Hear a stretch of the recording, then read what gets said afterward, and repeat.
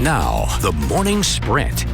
This week is your final chance to get vaccinated at the Benton County Fairgrounds mass vaccination site. It's been open since January, and over the weekend, officials gave out their 80,000th dose of the vaccine.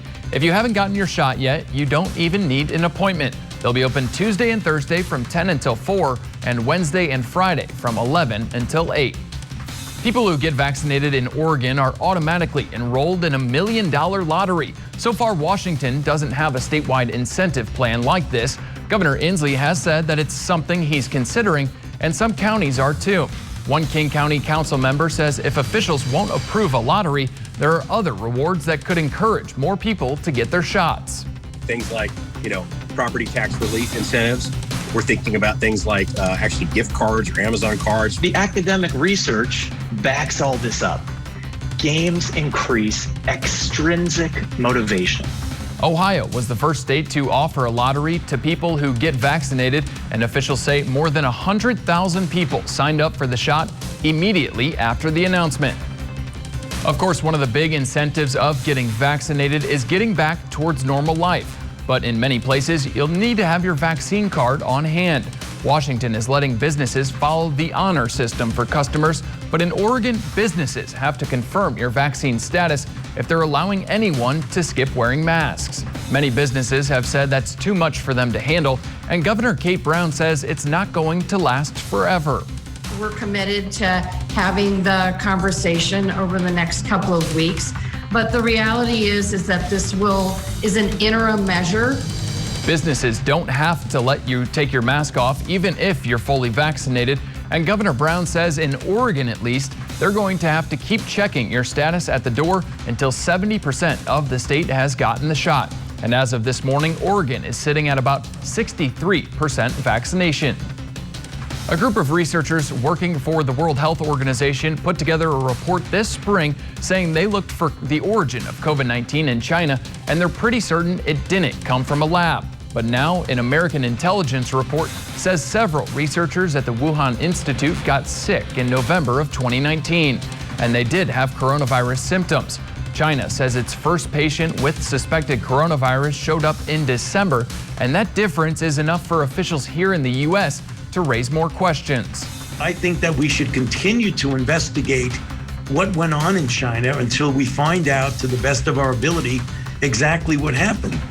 Chinese officials say the American report is a complete lie, and they say they don't even know where the information came from. The World Health Organization and Chinese authorities say the virus started in animals and somehow spread to humans. Tomorrow marks 1 year since George Floyd died in Minneapolis, and over the weekend his family held a march and a rally in front of the courthouse where a jury convicted former police officer Derek Chauvin of Floyd's murder.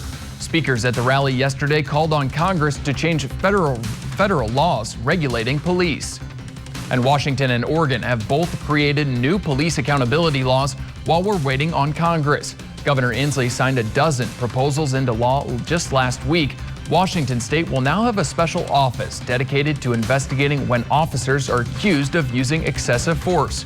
We also have new rules for reporting officer misconduct so that everyone can see the results. Governor Inslee also signed a bill that bans police from using chokeholds and puts strict limits on when law enforcement can chase down a suspect on the road.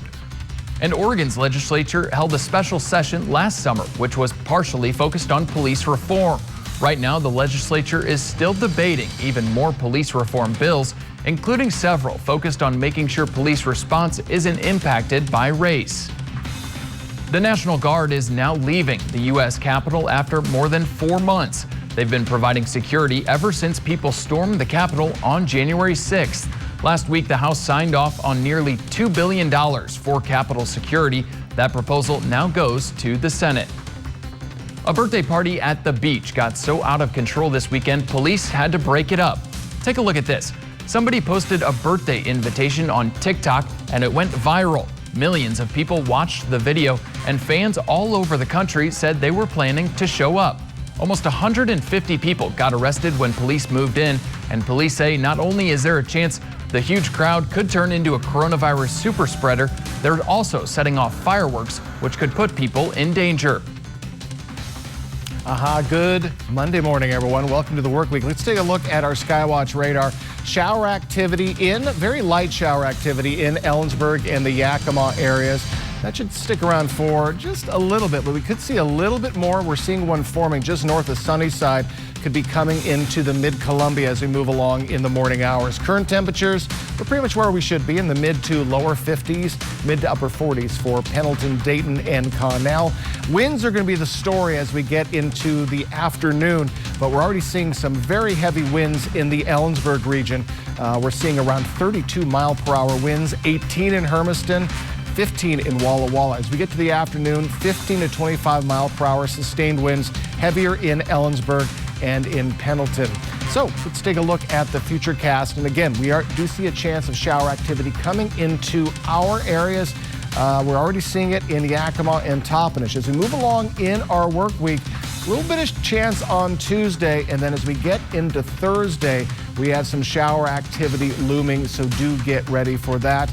And again, today we're going to be in the mid to lower 70s pretty much throughout all of our areas. Just a little bit cooler along the blues, but get ready for a pretty nice day, just windy. All right, check this out. We've all seen TSA dogs on patrol at the airport, but they could soon be searching for coronavirus too. A nonprofit group in Hawaii is training dogs to sniff out coronavirus. They're hoping the dogs could one day help stop outbreaks in schools, hospitals, and yes, the airports. The researchers say the test is a lot quicker and easier than anything we have right now. This offers an opportunity for non-invasive testing, adding a layer of security without doing something intrusive and invasive. You just take a little piece of cotton and wipe someone's neck to get the skid owner sample. So far, she's been 100%. The dogs aren't in any danger of getting coronavirus from sniffing those test samples.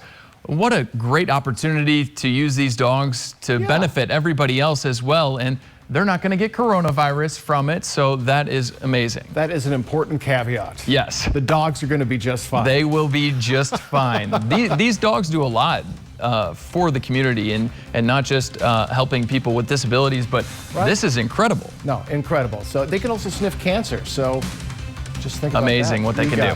Thanks for waking up with us and watching Good Morning Northwest. GMA's next. Cap KV local news is always on at yaktranews.com. Have a great Monday, everyone.